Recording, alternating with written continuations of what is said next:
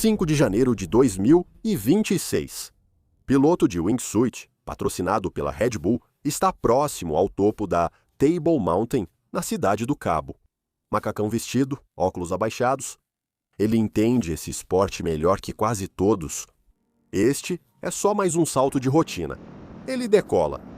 33 dias depois, nos Alpes franceses, um bicampeão mundial observa o Mont Blanc de um helicóptero a 16 mil pés de altitude. Este é apenas mais um dia de treino. Pronto, preparado, vai. Ele salta. Ambos estavam no auge absoluto de suas carreiras. Ambos já tinham feito isso centenas de vezes antes. O que acontece em seguida desafia toda a lógica. As primeiras mortes em voos de wingsuit de 2026 são quase inacreditáveis. De um salto ilegal calculado na montanha mais mortal da África do Sul, a um sistema de paraquedas que quebrou as leis da física sobre o Mont Blanc. Esses foram seus voos finais. Bem-vindo ao limite extremo. Em 5 de janeiro de 2026, Catherine Smith estava fazendo uma trilha com seu filho de 9 anos em Platclip Gorge, África do Sul. Quando ela ouviu algo vindo de cima, em algum lugar da encosta, como um motor a jato ou algo assim, e estava ficando mais alto, assustadoramente mais alto, ao redor dela. Outros caminhantes também estavam no caminho, igualmente confusos. Então ela percebeu o ar mudar acima da cabeça, como se algo enorme tivesse passado a centímetros de seu crânio. Então, bum! Ela ouviu um estrondo incrivelmente alto e assustador, e depois, silêncio. A 1,5 metros de onde ela estava com seu filho, um dos pilotos de wingsuit mais premiados do mundo tinha acabado de atingir o chão a 190 km por hora. O nome dele era Brandon Weinstein. Ele tinha 32 anos e era a última pessoa que alguém esperaria que tentasse um salto como esse. Brandon era presidente da Base Access, uma organização sem fins lucrativos criada totalmente em torno da ideia de que a prática do salto base tinha seu lugar no mundo. A organização treinava os saltadores sobre conduta responsável e também lutava pelo acesso a locais de salto legais. Ele passou anos viajando, palestrando, defendendo a causa e combatendo a imagem dos praticantes de base jump como viciados em adrenalina e irresponsáveis que não se importavam com as consequências. Toda a sua vida pública foi construída com o argumento de que a prática do salto base, quando feita com responsabilidade e cuidado, é segura. O histórico de voos que ele construiu em mais de uma década tornava esse argumento impossível de descartar. Brandon havia completado mais de 1.600 voos de wingsuit, mais de 800 saltos base e mais de 1.000 saltos de paraquedas ao longo de sua carreira. Seus voos eram tão tecnicamente brilhantes que foram destaque mundialmente pela Red Bull, GoPro, Weather Channel e MSN. Esse nível de reconhecimento coloca você em uma lista muito restrita de seres humanos no planeta. Sua parceira amorosa sempre apoiou sua carreira de voo. Eles tiveram um filho juntos. Ele era o tipo de pessoa que o esporte precisava mais. Habilidoso o suficiente para ser levado a sério, responsável o bastante para ser confiável e visível o suficiente para fazer a diferença. É isso que torna o que aconteceu em 5 de janeiro de 2026 tão difícil de explicar. Naquele dia, Brandon estava em um lugar onde ninguém que o conhecia esperaria encontrá-lo. Ele subia de bondinho até o topo da montanha da Mesa, na cidade do Cabo, África do Sul. No bondinho, ele segurava uma bolsa de viagem de modo suspeito. Ele estava calmo, mas alerta. Se os operadores soubessem o que ele levava, teriam parado o bondinho e mandado ele descer na hora. O Parque Nacional da Montanha da Mesa é um dos marcos naturais mais reconhecíveis do planeta. Com 1.085 metros de altura, ela se ergue acima da cidade do Cabo e seu formato plano é tão marcante que aparece na bandeira da cidade do Cabo. Todos os dias, milhares de turistas pegam o teleférico até o topo. Outros milhares percorrem as trilhas em suas encostas. Famílias, grupos escolares, turistas internacionais. O desfiladeiro fica cheio todas as manhãs. A prática de salto base dentro do parque é total, categórica e expressamente proibida. Há placas, guardas florestais e regras claras proibindo isso completamente. A comunidade local sabia disso. As autoridades do parque faziam cumprir. Mas isso não ia parar o Brendan. Aquele saco de viagem que ele levava tinha seu equipamento de salto base bem escondido. Ele chegou ao topo, desceu e caminhou 15 minutos da estação do teleférico até um lugar acima da Platclip Gorge. Outros turistas já estavam lá. Eles o observaram montar seu equipamento. Ninguém o impediu. Ninguém podia. Às 9 da manhã, Brendan pisou na beirada da montanha da mesa e pulou. Por alguns segundos, Brendan planou com facilidade, observando o desfiladeiro abaixo se estendendo sob o brilho do sol da manhã. Era só mais um salto, só mais uma montanha, tudo estava perfeito. E então aconteceu. Veja, o salto base com wingsuit não é como nenhum outro esporte radical do planeta. Claro, parece muito fácil de descrever. Afinal, são apenas atletas usando um traje especialmente projetado com painéis de tecido esticados entre os braços e as pernas. Isso transforma o corpo deles em uma aeronave viva, permitindo que eles deslizem no ar e percorram distâncias enormes antes de abrir o paraquedas para pousar. E quando dá certo, é realmente uma das coisas mais extraordinárias que um ser humano pode experimentar. Aqueles que voam dizem que é o mais próximo que o homem chega de voar sem ajuda. Mas a mesma característica que o torna tão emocionante também o torna implacável. No paraquedismo tradicional, ao saltar de um avião a cerca de 3.000 metros, você tem cerca de 60 segundos de queda livre para se ajustar se algo der errado. Você leva um paraquedas reserva por precaução.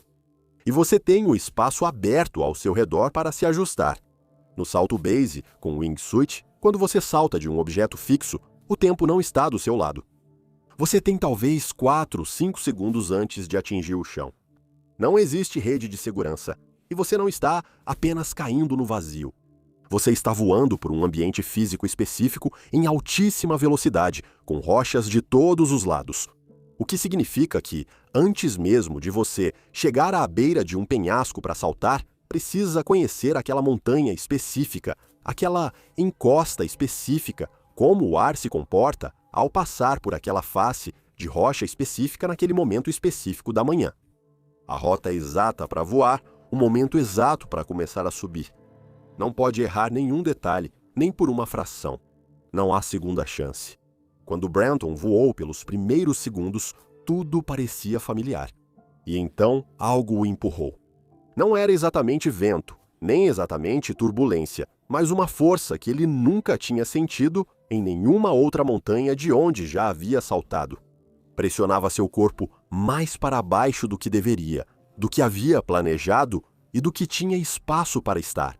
Ele estava perdendo altitude. Ele não podia se dar ao luxo de perder.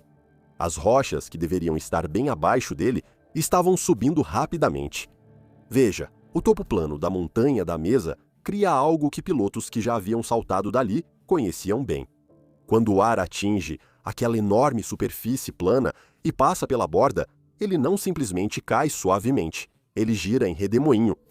Ele se enrola sobre si mesmo. Ele empurra o corpo do paraquedista em direções inesperadas. Os paraquedistas locais que já saltaram desta montanha sabiam disso. Eles sabiam como corrigir isso. Brendan não sabia. E a 190 km por hora, com as pedras se aproximando rapidamente, não havia mais tempo para corrigir. Os caminhantes na Platclip Gorge ouviram Brendan antes de vê-lo. Eles ouviram um som estranho vindo de cima, aumentando como um motor a jato prestes a pousar. E então, bum! Era Brendan Weinstein batendo no chão a 190 km por hora. Como você pode imaginar, o impacto da carne humana voando e batendo no chão duro da montanha em velocidade de carro de corrida não foi nada bonito. Brendan caiu com tudo bem no meio da trilha. Ele bateu nas pedras com tanta força que seus líquidos vermelhos espirraram nos caminhantes que estavam por perto.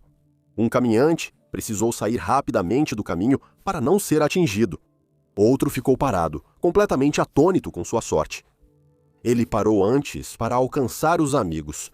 Se ele tivesse sido apenas um pouco mais rápido, 10 segundos antes, Brandon teria colidido com ele em alta velocidade. Foi por muito pouco. Em poucos minutos, as equipes de busca e resgate foram alertadas e enviadas para o local em Plateclip Gorge. As equipes subiram a trilha íngreme enquanto um helicóptero do Air Mercy Service sobrevoava. Eles acharam Brandon facilmente. Nenhuma reanimação de emergência foi realizada. Isso claramente não foi necessário. A recuperação foi realizada com cuidado e sensibilidade.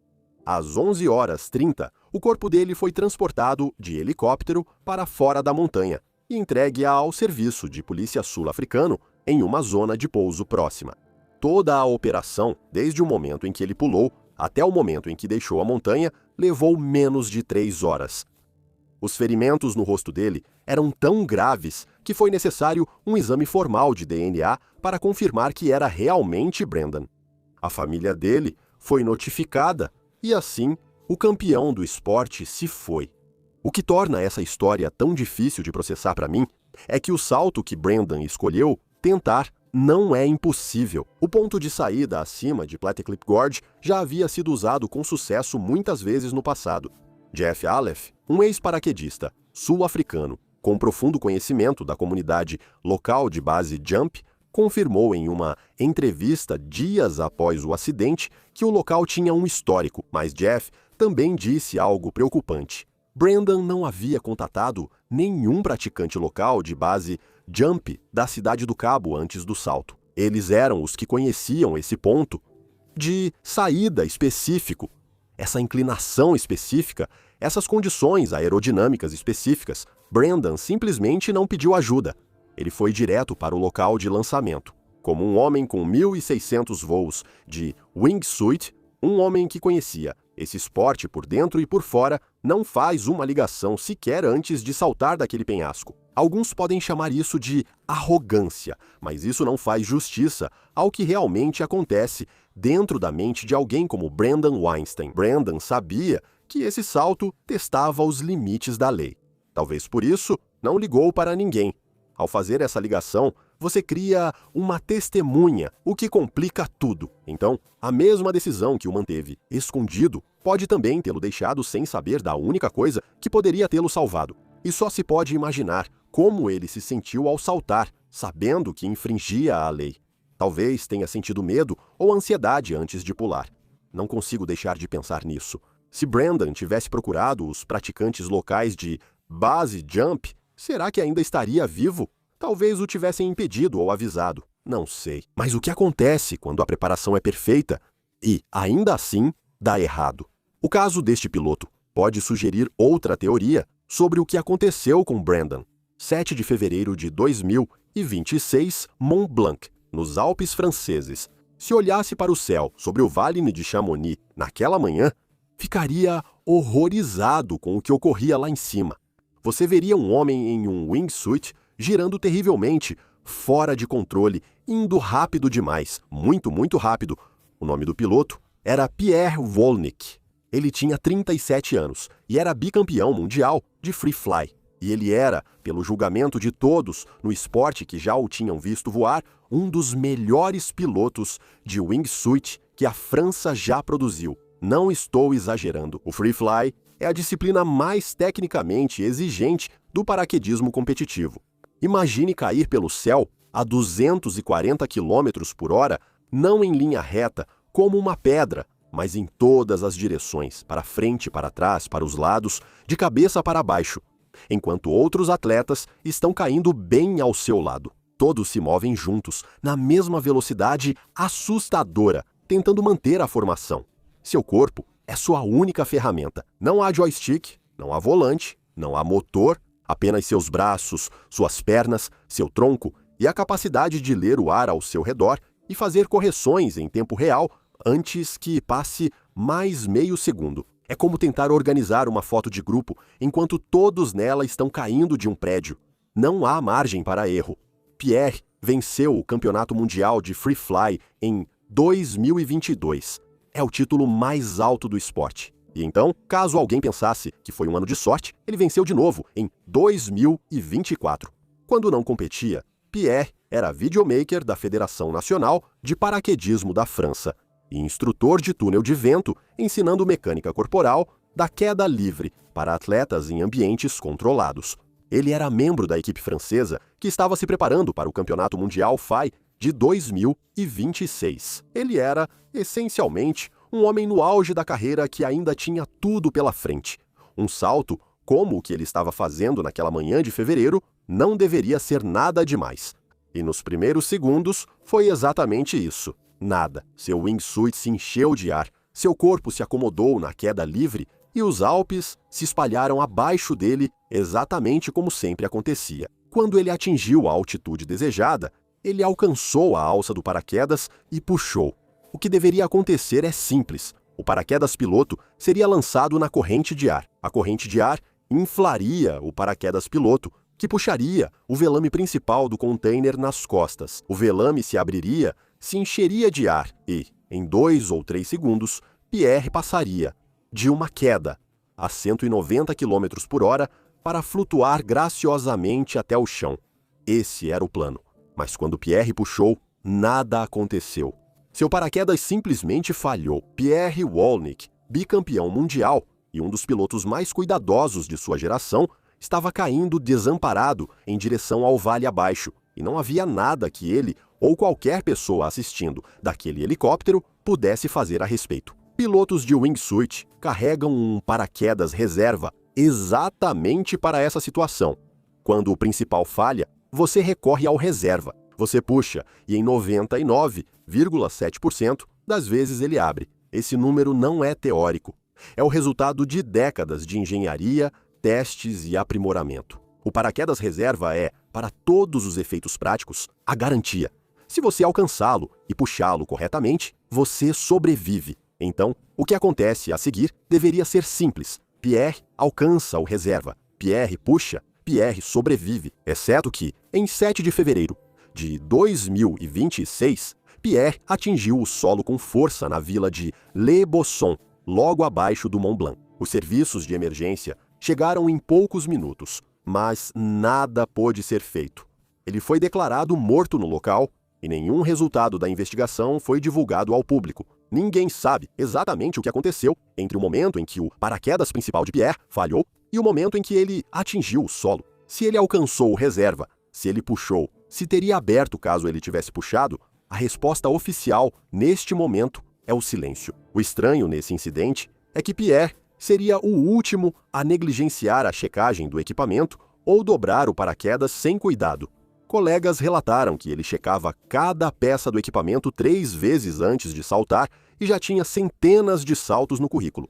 Se alguém no esporte tinha a sequência de acionamento do paraquedas reserva gravada na memória, era ele. Só um aviso rápido. Mensalmente no Patreon, lanço um vídeo exclusivo que não está disponível em nenhum outro lugar. Link na descrição. O que aconteceu com Pierre lá em cima é o lado mais raro e desconfortável desse esporte. Quando um paraquedas falha, o reserva é sua última linha de defesa e ele funciona 99,7% das vezes. Quando acionado corretamente, o reserva salva sua vida.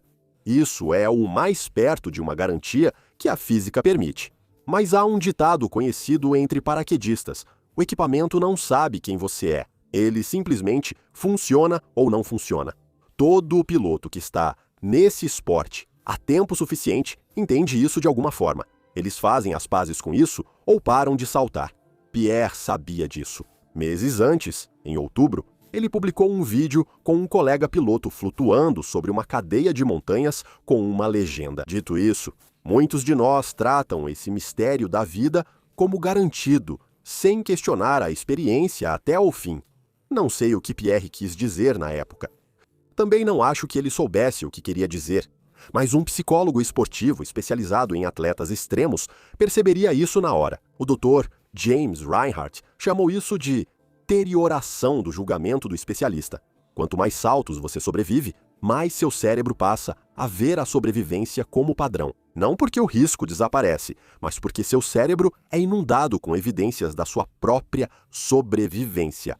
Como resultado, você perde sua cautela redobrada e desenvolve complacência.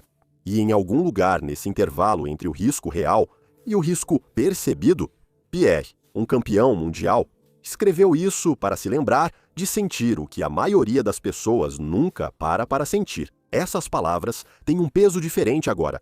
Pierre nunca chegou a defender seu título de Free Fly pela terceira vez. Ele tinha 37 anos. Pierre fez tudo certo até que seu equipamento falhou sem aviso naquela manhã acima do Mont Blanc. O próximo paraquedista foi orientado por especialistas antes do salto, que explicaram exatamente o que daria errado e como corrigir. Ele os encarou e disse 4 palavras. Veja o que aconteceu depois.